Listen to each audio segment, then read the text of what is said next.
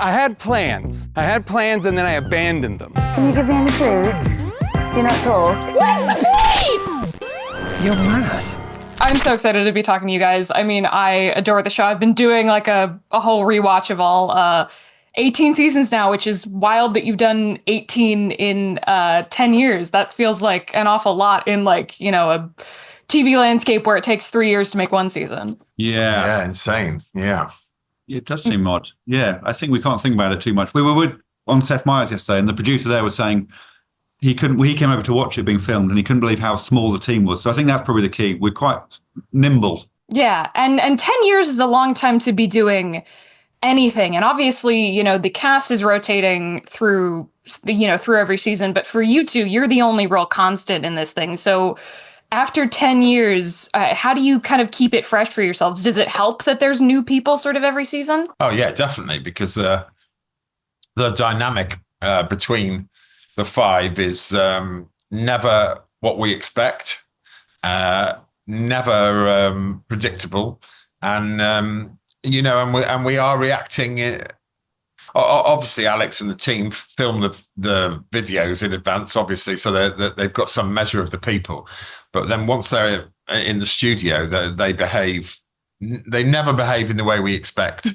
And we're reacting in real time and we're improvising. You know, someone suggested to me that a lot of our interactions and things are scripted. And I can't believe anyone would imagine that mess of response and the knee-jerk reactions you see would in any way be planned. So it's pretty exciting. You know, that period where we film the responses to the videos is pretty exciting. Yeah. And never boring. And I think each series is exactly the same. Like you say, it's us doing the same thing, but it's also completely different every time because the tasks are new, the people are new.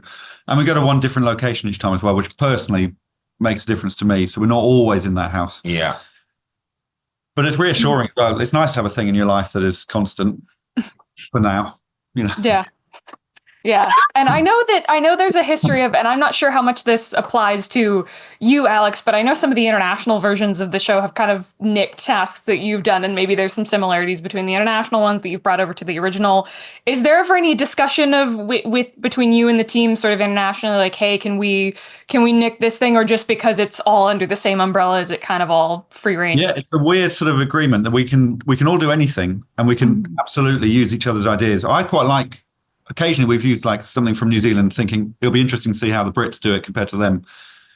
But it works best when they're completely fresh because there are people who watch everything. And I think we like it when it's just... You don't really like... You like generating the tasks. Yeah.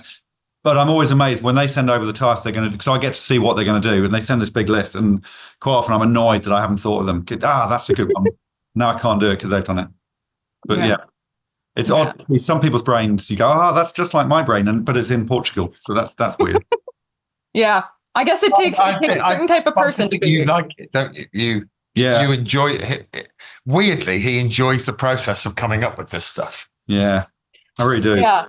I have a friend that's described them kind of as like saw traps for toddlers, like in a sense. What's the first word? They're like what for toddlers? Saw traps, like the movie. Right. Yeah, that's good. Yeah. Yeah, it's a real privilege to be able to come up with an idea and then have these really great comedians do your idea over and over again. Yeah. And also I get to be the first person to do it and think, okay, that's interesting. And then by the time the fifth person's come through, you go, oh, now we've got a story.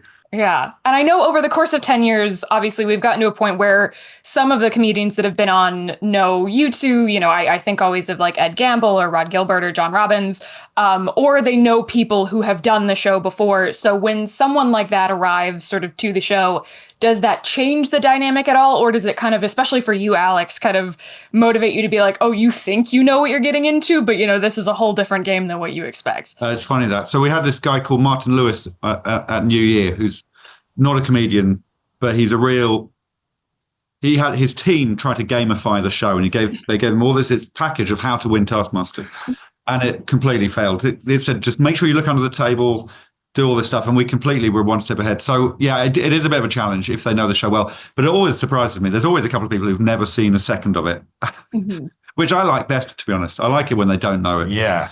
But in terms of them having personal knowledge of us, I just think it's a self-contained universe, Taskmaster, with different rules. There are different rules, and so people who are even really good friends of ours, things change. I mean, Rod Gilbert's a good example of someone who tried to mess with the system and tried to use his knowledge and his relationship with me to his advantage. But the Taskmaster universe has rules, and there's nothing that an awful person like Rod Gilbert can do to usurp my authority. Yeah. Because there's nothing he can do about it. He tried, but he can't do it. I'm always curious, Alex, obviously all of the contestants will try to sort of rope you into tasks, even if it's, not something like the lasso Alex task, that's always something that you're directly involved in. But like for contestants that want to rope you into it, say all of the stuff that Rod Gilbert made you do, is there a point where like you or maybe the health and safety team steps in and is like, well, maybe let's not do that? No. No, I mean, Rod was definitely the most extreme on that. But no, I basically haven't got any. I'm basically a prop. I'm the equivalent of a stick or a pipe that they pick up and play with. So no, I think it goes through my head thinking, oh no, this is going to be annoying, but it'll be good for the show. So no, very rarely has anyone stepped in to protect me.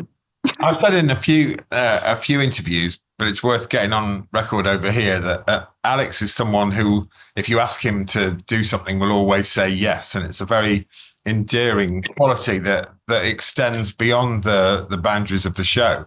Just life. If you say, Alex, do this thing, he'll go, okay.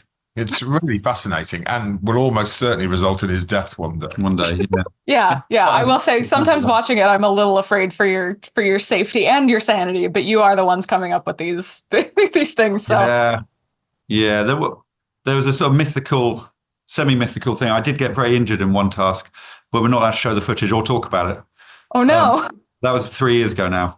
But some of the fans know something happened, but we've never said what it was. Yeah. I was going to say, now you're going to make everybody curious what it was. Yeah, they're going to go back in with a fine-tooth comb. Some members of crew were genuinely upset by the incident. Oh. Yeah. Get it on record now. I thought it was pretty funny. Yeah. Well, I also thought it was funny. Pretty funny. But yeah. And I wanted to ask specifically about the New Year's treat, because I know you two get asked constantly, what comedians do you want to have on the main season? But I wanted to kind of flip the script a little bit and ask you guys if there's anybody that you'd want on the New Year's treat, since that's obviously pulling from a much larger group of people. Yeah. Well, now we've started to get American visitors on the show with Jason Mantzoukas. The world has opened up for who I would want on a New Year's special. I've got my number one. You? Yeah, I've got someone. Okay. Do you want to say it at the same time so it's the same person? It won't be. Ready? Yep. Giuliani. Mine was Diego Maradona and Rudy Giuliani. Rudy Giuliani is my number one. I think Maradona. Oh, that would be chaos. Would be great. Yeah. Yeah, there we go. Yeah. Is it beyond the realms of reality that Giuliani might come on the show? I don't see why not. It's only 1 day filming for that one. It's much easier. Yeah. I saw an advert for the guy who was selling coffee recently, so surely he'll come on Taskmaster. In terms of approaching people for the New Year's treat, because obviously it's not comedians, it's not people who are kind of, for lack of a better word, making a fool of themselves in public regularly. Like, is there a difference in how you approach people to say, hey, are you interested in coming and doing this thing? Or does the show have enough of a reputation that you can kind of approach people pretty easily? Slightly differently, because the comedy world we know all the agents and we know all the comedians, to be honest, because it's a very small industry in Britain.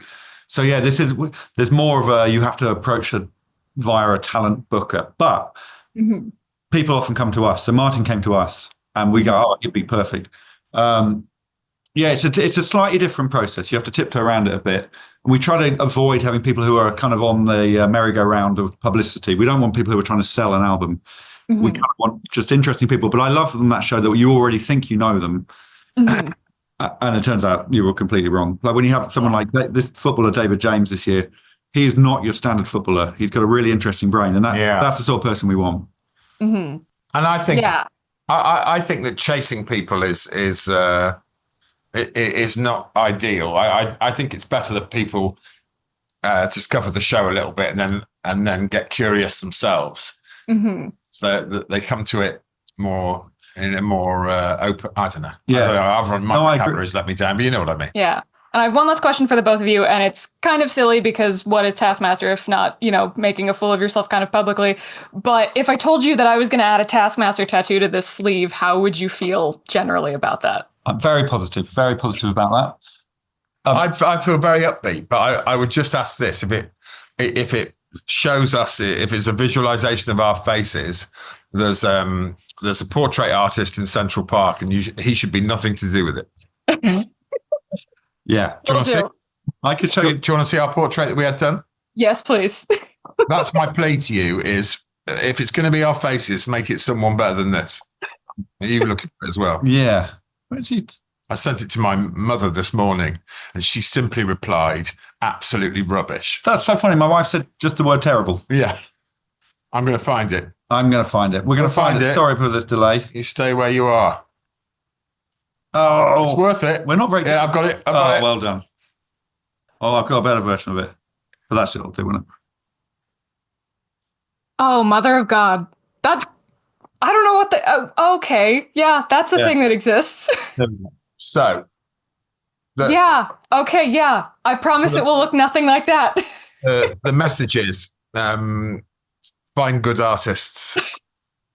Yes. Well, thank you both so much for talking to me today. It was nice to talk to you. Pleasure, Maggie. Take care. Bye. Bye.